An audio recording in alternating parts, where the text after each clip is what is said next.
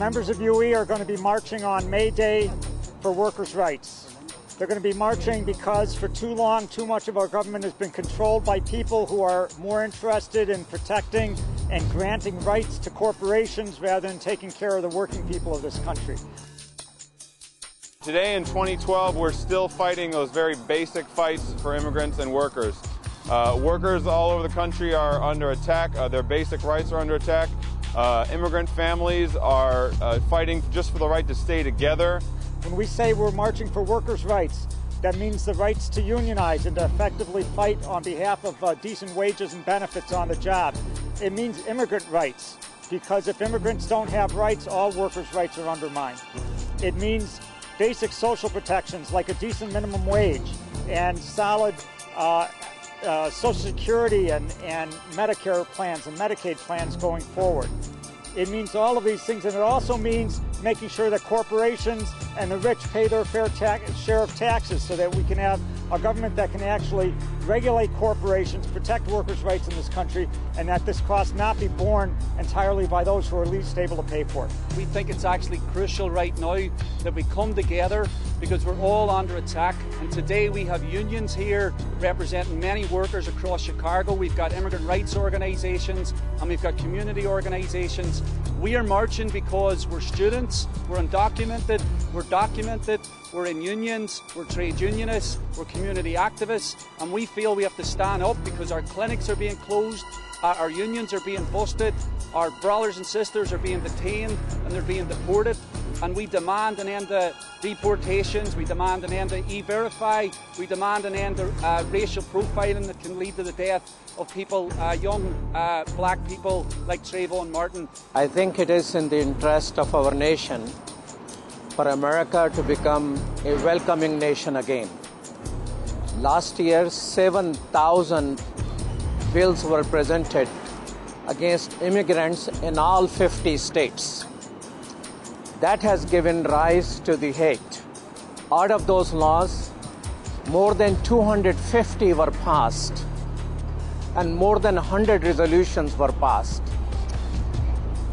We call Chicago a global city. The question is, how did it become a global city? It became a global city because we were a welcoming nation. We welcome all people, all races, all faith communities, and that gave us the winning story of America. Today, that winning story is being denied to immigrants, especially the Latino people. Dehumanization of Latinos have gone to the highest possible level, and it is hurting in America. Southern Poverty Law Center had documented a 13-year-old girl was raped in 2010, and last year report gave out the report about it. Rapist was arrested, tried, and judge get the rapist of that 13-year-old girl let go because the girl was undocumented worker. Dehumanization of people is going to ultimately dehumanize America. And this is part of the challenge America is facing. Whereas America is competing for investment in the world, America is competing with other rising nations for market share and for natural resources. This competition will become easy for America if we realize the diversity of America is a strength for America. Chicago has people from all corners of the world. We know the streets of the world, we know languages of the world, but does America know the strength we have? It was the workers and immigrants of Chicago who marched what is known as Haymarket Ride. 80,000 people at that time marched more than 100 years ago. That's how Chicago opened up. That's how America opened up. And we invite all people of Chicago who are part of this global city to show up on March 1st and show we like to keep Chicago moving forward with diversity as our strength and hate something behind us. We don't need hundreds of laws and thousands of laws. We just need one law which declare all human beings and all working people a human being and give them a path towards citizenship. 5, 4, 2, 3, 1. May Day will be celebrated around the world. Workers of the World Unite is going on even as we speak, even larger than ever before. In continents, steel workers are marching on every continent in this planet. And we're very proud of that. We're very proud to be a part of this. And I especially want to say that the racism that the Republican Party and the anti-immigrant stuff of the Republican Party has got to go. And that's a huge reason why we're marching. This cannot stand. I also want to say that the original May Day events that took place right here was an immigrants' rights march. It was a workers' rights march. It was a union rights march. And we're still fighting for those same things today. As workers and students and teachers at UIC, Chicago's largest public university, we see and feel firsthand the effects that attacks come on immigrant rights. And for this reason, we have endorsed the immigrant rights demonstration on May 1st, as well as the Cangate demonstration against NATO summits on May 20th. Because we see these attacks not just at us at home, but also at us abroad. And we will join and struggle with everyone else here in Chicago on May 1st and May 20th. We believe we workers are all part of the 99%, and together we stand against cuts to austerity that erode our social safety net, including in public education and housing, and especially in healthcare, where we see cuts to our clinics in the city, cuts to our public health care, and cuts that don't heal.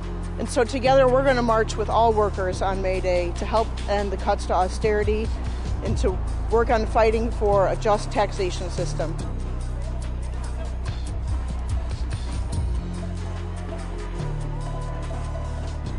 I'm here on behalf of the over 40 organizations in our coalition, community, faith, labor organizations, supporting workers' rights and worker solidarity, and we will be marching in solidarity with all the organizations that you see here today, and all workers, documented and undocumented, and demanding a society that rewards work and not wealth, and that all workers have a chance to share in the American dream. Occupy Chicago is thrilled to be part of the opportunity of planning May Day's 2012 massive march on labor and immigration rights. Welcome to the Chicago Spring. We are all laborers, we are all immigrants, and we will all be out on the streets on May 1st. On April 7th, Occupy Chicago kicked off the Chicago Spring and brought together the 99% from every neighborhood across this city, creating a broad-based coalition that we need to get corporate influence and big money out of politics and to start creating the solutions that we need to lead into a better future. Thousands participated, and we expect to see so many more as we lead up to the NATO summits in May. Chicago Spring includes 10 days of actions and events. The People's Summit on May 12th and 13th. In the days that follow, Occupy Chicago will host actions and events across the city focused on specific themes such as transportation, education, immigration, housing, austerity, the environment, imperialism, and democracy.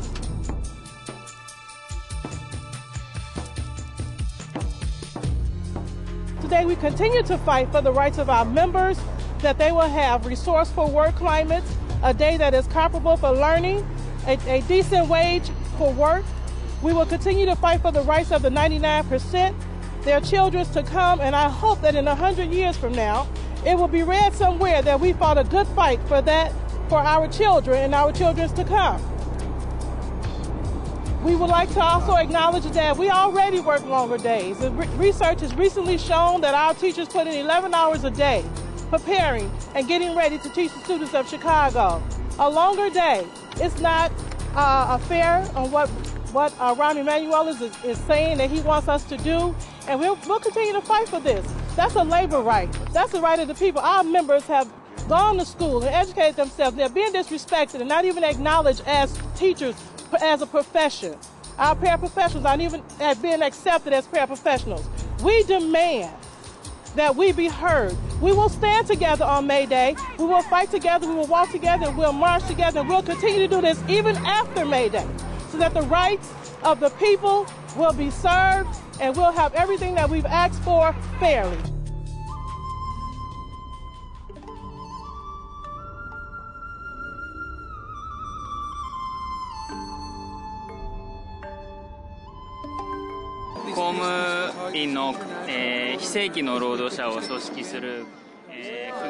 Works as an organizer of contingent workers in Japan, and he's here because he wanted to see what May Day was like in the United States, wanted to see May Day in Chicago, and wanted to see how people are organizing, and organizing poor workers, organizing people in non-regular jobs, and how they are standing up and organizing for themselves.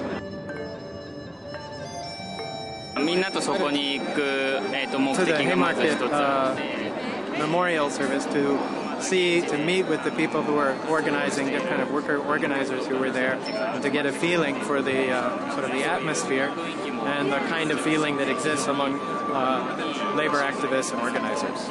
And a great experience. Let's stand together and fight together. 戦いましょう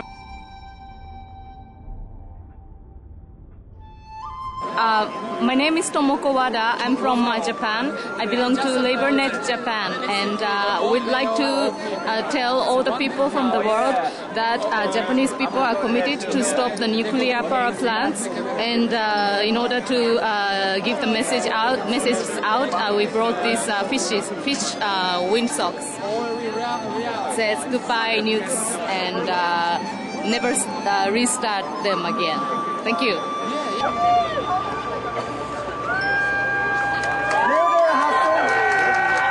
May Day 発祥の地のシカゴで今日は我々日本から来たグループメーデーに参加することができてとても光栄です。 It was such an honor to be able to participate in the May Day demonstrations in the place where May Day started. We're from Japan with a Japanese delegation. 日本ではもう昨日5月1日です。日本の各地でメーデーの集会が行われています。 Because of the time difference, Japan already celebrated May Day yesterday, and there were a lot of demonstrations held in Tokyo and across Japan. 我々は今日のデモで脱原発を訴えました。 Throughout the demonstrations today, we appealed zero nuclear power. 皆さんご存知のように福島の事故で日本は放射能に汚染されています。 As you may all know, because of the Fukushima disaster on March 11th last year, Japan is now contaminated by radiation. これは鯉のぼりと言います。 This is carp, if you can tell.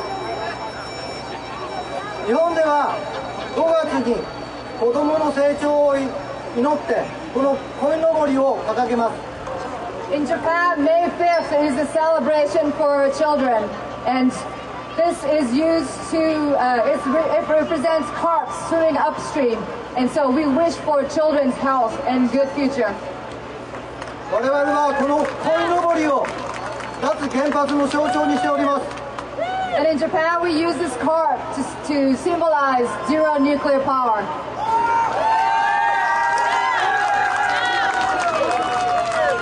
全世界から原発をなくしましょう。 Let's eradicate all nuclear power from the world.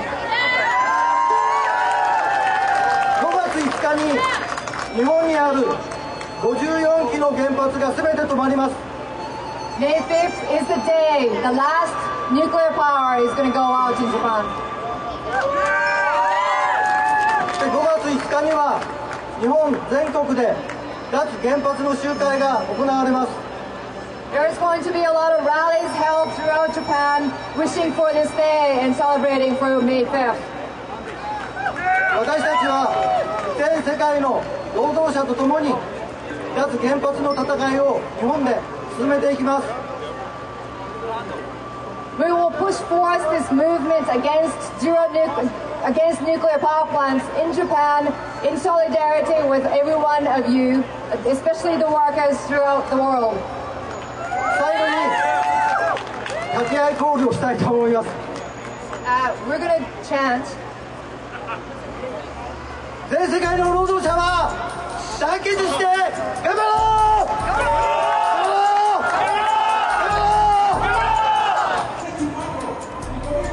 We are endorsing the May Day March. It's a labor march for us. I think there's a common thread between everybody that is out here marching.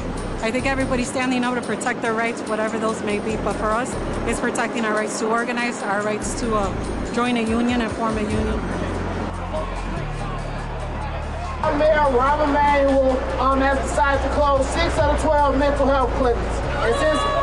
And since April 12th, people have been fighting against this. And we started this fight we barricaded ourselves inside the mental health clinic on 63rd and Woodline, and they sent the SWAT team with chainsaws in to bring us out. But they don't have the money to keep open these 6 clinics.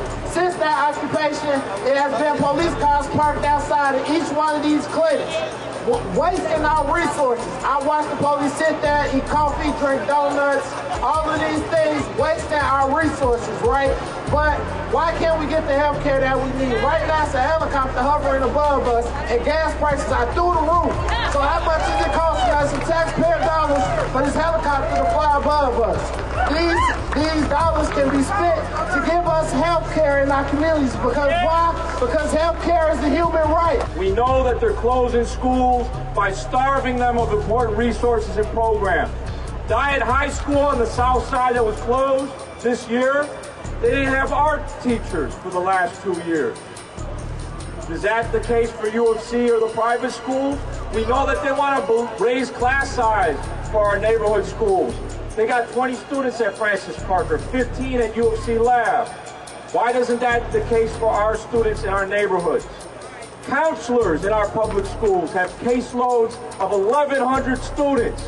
How are we supposed to take care of children if we're not given the opportunity to do that? They want to make our jobs impossible. They want to fire veteran teachers so they have a low-wage, high-turnover profession. They want to shut down, close down, turn around, displace, push out our students. They want their parents to lose their homes, their jobs, and we can't let that happen. So I want to ask you, whose school?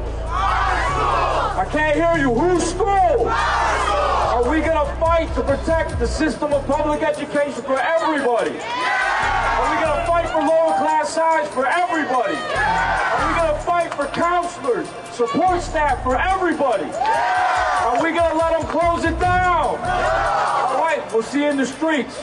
Leader brothers and sisters, I bring you greetings. I come in solidarity on behalf of letter carriers, local number 11, and the 16,000 letter carriers across the state of Illinois. If you look to your left, we're standing right here on the grounds of the United States Postal Service. There is legislation right now pending in Congress that will close hundreds of post offices. It will lay off hundreds of thousands of workers. It will deprive millions of Americans of letter carrier mail service in rural America. We say no. No. We're not going to allow them to close our post offices. The post office is the backbone of a $1 trillion mailing industry.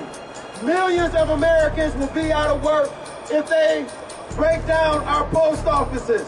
We tell them 5 days is the wrong way. 5 days is the wrong way. 5 days is the wrong way. 5 days is the wrong way. They're trying to take away Saturday deliveries. This will ultimately destroy our postal service. Like other Americans and workers, we are under attack. But postal workers, we've been there before. It was just 40 years ago, 42 years ago, that postal workers went on strike. We went on strike because many postal workers could not even afford to feed their families. Many were eligible and on public aid. A lot of postal workers needed a second job just to feed their families. But you know what we did? We shut it down. We shut it down. We shut it down. We sent the message that we weren't going to take it anymore. So today, brothers and sisters, I come to you in solidarity and say that we must stick together.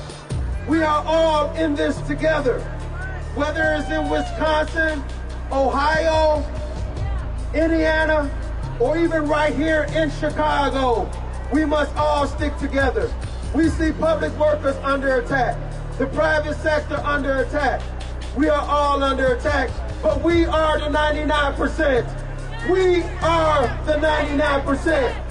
We are the 99%. We are the 99%. So I tell you, workers out there, nurses, firefighters, teachers, it is time that we sent them all a message. Like the brother said earlier, it's time for us to do like letter carriers did 40 years ago.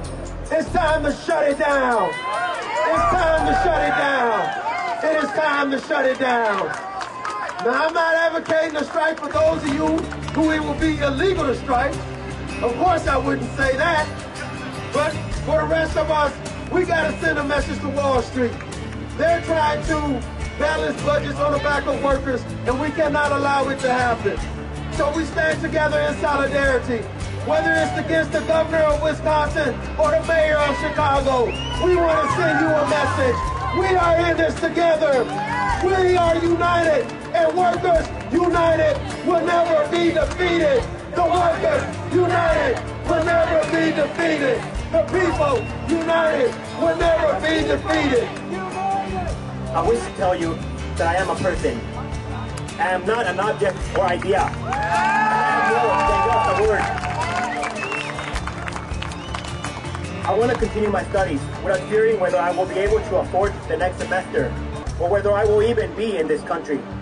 Without fearing for my family and friends who are in the same situation. Without fearing whether my status will close as many doors for me as those that open. And without fearing to disclose my situation to certain friends or colleagues, wondering what it could bring to them or me. All I ask is for an avenue for us to contribute to this country's economy, technology, and future, as it is also our home.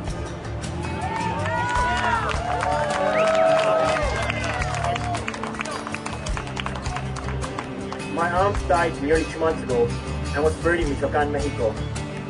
I could not be there. It still reminds me of my great-grandmother's death, and how then, as now, I could not visit their burials. I feel disconnected from these realities, sad and frustrated by their unfairness.